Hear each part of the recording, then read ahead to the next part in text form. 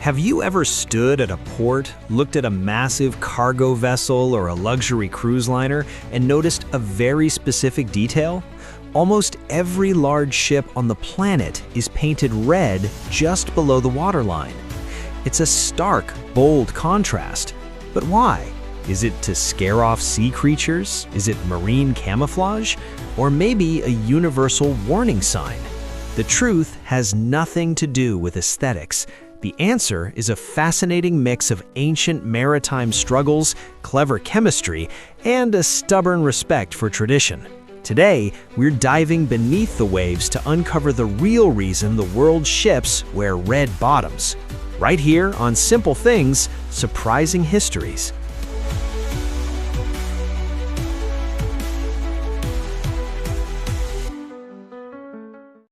To understand the red paint, we have to sail back a few centuries to the age of wooden ships.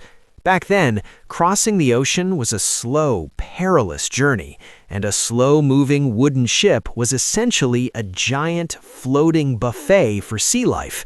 As soon as a vessel hit the water, it became home to algae, seaweed, barnacles, and a notorious little creature called the shipworm, which literally ate through the wooden hull.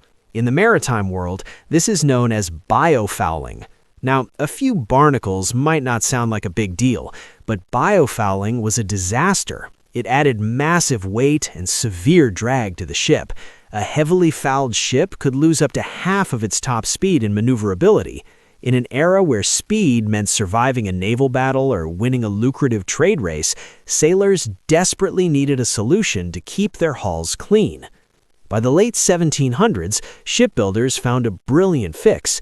They began nailing thin sheets of copper to the bottom of the wooden hulls. Copper is a natural biocide. When it interacts with seawater, it creates a toxic environment for marine life. Barnacles couldn't stick, and worms couldn't chew. The ship stayed fast and light.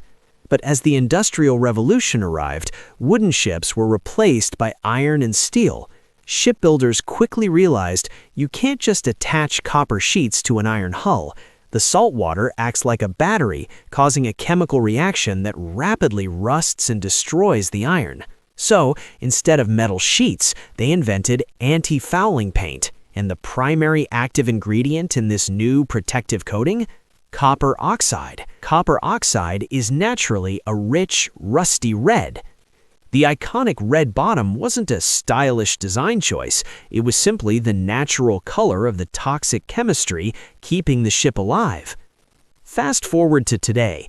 Modern chemistry has advanced light years beyond those early days. We can now engineer highly effective, eco-friendly anti-fouling paints in absolutely any color imaginable.